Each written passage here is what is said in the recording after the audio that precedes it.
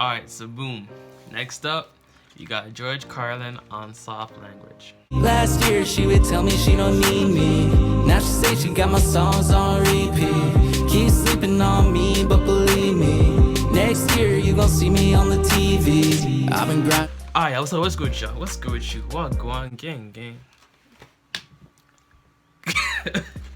So we got the GOAT himself, George Carlin, out here doing his thing.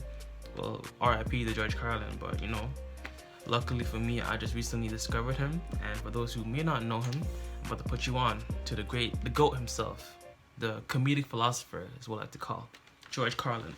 So we're talking about soft language, and you know, this guy is just straight brutal honesty, no BS, no sugarcoat.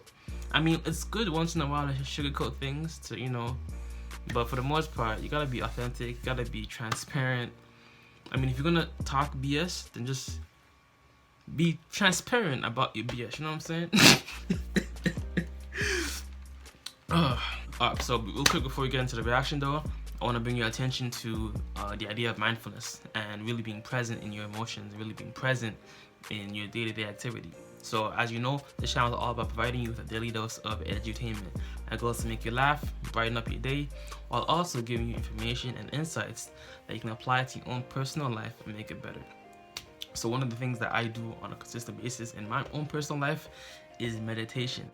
I find that meditation allows me to really, it's not some like airy-fairy hippie and type of thing. All of those sounds that are trapped in your mind.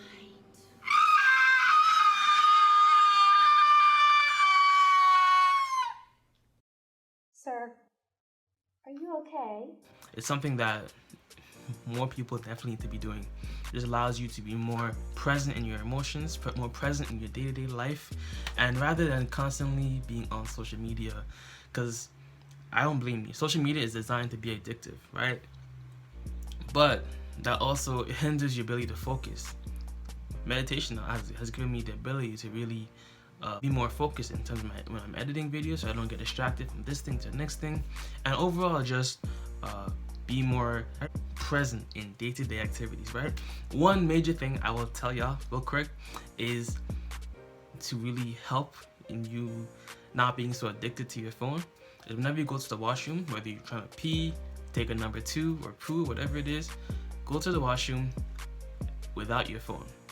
And you'll find your brain is actually racing so much, and that little, I don't know, 10 minutes, 15 minutes, however long it takes you to poo or pee, can really give your brain that little break it needs to really just chill. Just chill. Without extra stimulation outside of your own self. Without further ado, let's get into the reaction. You got George Carlin on soft language. So again, the link to the meditation like free mini course, free mini email series will be linked in my description and pinned comment. So check it out. I highly recommend it. Meditation gets my cosign. So yeah, let's go. I don't like words that hide the truth. I don't like words that conceal reality. I don't like euphemisms or euphemistic language. And American English is loaded with euphemisms because Americans have a lot of trouble dealing with reality. Americans have trouble facing the truth. So they invent a kind of a soft language to protect themselves from it. And it gets worse with every generation. For some reason, it just keeps getting worse. I'll give you an example of that. There's a condition in combat, most people know about it.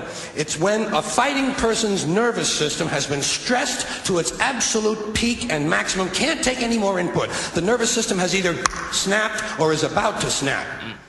In the First World War, that condition was called shell shock. Simple, honest, direct language. 2 syllables, shell shock. Almost sounds like the guns themselves. That was 70 years ago.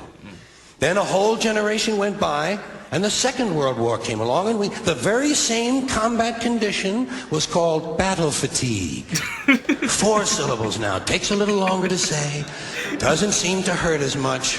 Fatigue is a nicer word than shock. Shell shock. Battle fatigue. Then we had the war in Korea in 1950. Madison Avenue was riding high by that time, and the very same combat condition was called operational exhaustion. Hey, we're up to 8 syllables now. And the humanity has been squeezed completely out of the phrase. It's totally sterile now. Operational exhaustion. Sounds like something that might happen to your car. Then, of course, came the war in Vietnam, which has only been over for about 16 or 17 years. And thanks to the lies and deceit surrounding that war, I guess it's no surprise that the very same condition was called post-traumatic stress disorder. Still 8 syllables, but we've added a hyphen. And the pain is completely buried under jargon. Post-traumatic stress disorder. I'll bet you if we'd have still been calling it shell shock, some of those Vietnam veterans might have gotten the attention they needed at the time. I'll bet you that. I'll bet you.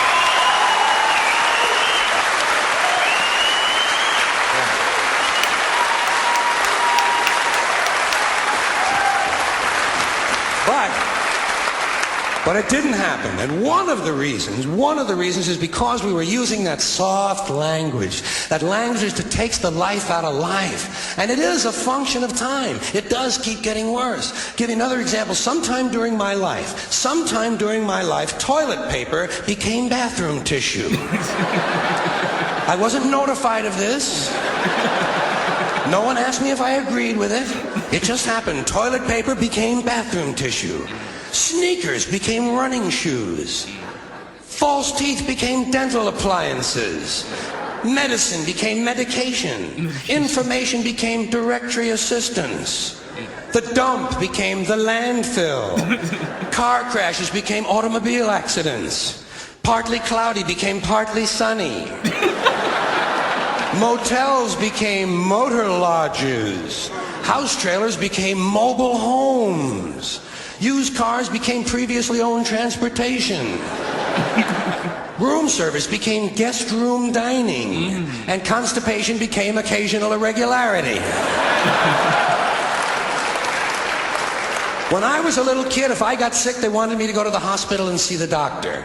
Now they want me to go to a health maintenance organization or a wellness center to consult a healthcare delivery professional. Poor people used to live in slums. Now the economically disadvantaged occupy substandard housing in the inner cities.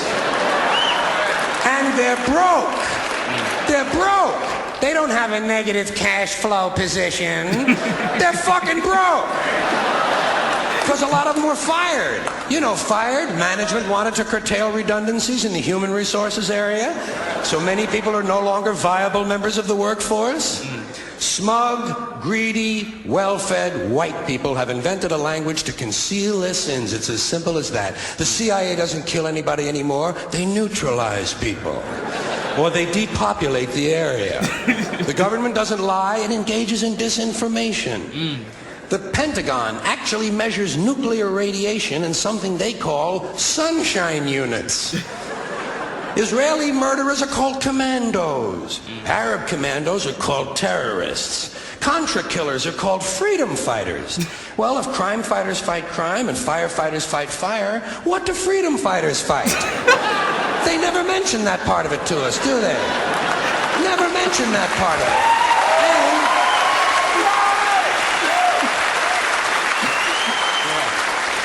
And some of this stuff is just silly. We all know that. Like on the airlines, they say they want a pre-board. Well, what the hell is pre-board? What does that mean? To get on before you get on? They say they're going to pre-board those passengers in need of special assistance. Cripples! Simple, honest, direct language. There's no shame attached to the word cripple that I can find in any dictionary. No shame attached to it. In fact, it's a word used in Bible translations. Jesus healed the cripples. Doesn't take 7 words to describe that condition. But we don't have any cripples in this country anymore.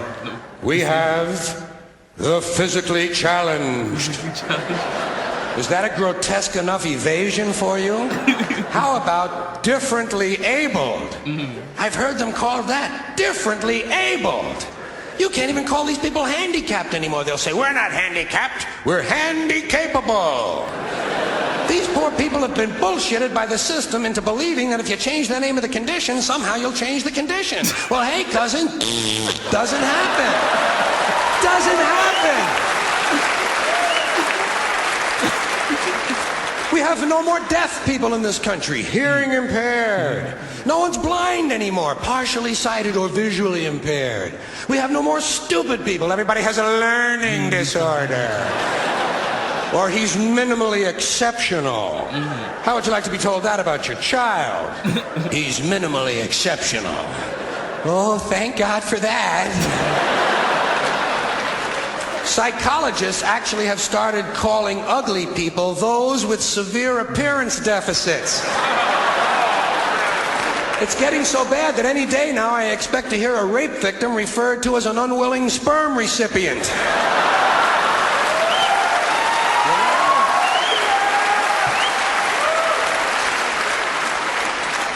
And we have no more old people in this country. No more old people. We shipped them all away, and we brought in these senior citizens. Isn't that a typically American 20th century phrase? Bloodless, lifeless. No pulse in one of them. A senior citizen. But I've accepted that one. I've come to terms with it. I know it's here to stay. We'll never get rid of it. That's what they're going to be called, so I'll relax on that. But the one I do resist, the one I keep resisting, is when they look at an old guy and they'll say, look at him, Dan. He's 90 years young. Imagine the fear of aging that reveals. To not even be able to use the word old to describe someone. To have to use an antonym. And fear of aging is natural, it's universal, isn't it? We all have that. No one wants to get old, no one wants to die, but we do. So we bullshit ourselves. I started bullshitting myself when I got to my 40s. As soon as I was in my 40s, I'd look in the mirror and I'd say, well, I guess I'm getting Young. Older. Older sounds a little better than old, doesn't it? Sounds like it might even last a little longer. Bullshit, I'm getting old. And it's okay, because thanks to our fear of death in this country, I won't have to die. I'll pass away.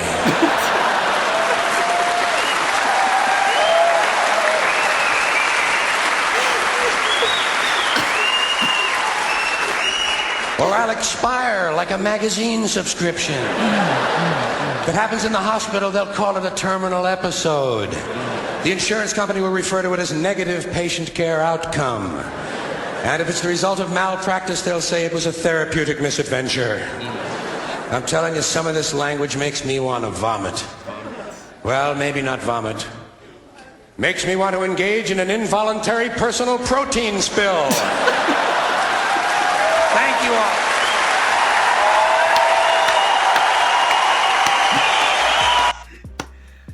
A truth teller, a poet, masquerading as a comedian, a philosopher, masquerading as a comedian.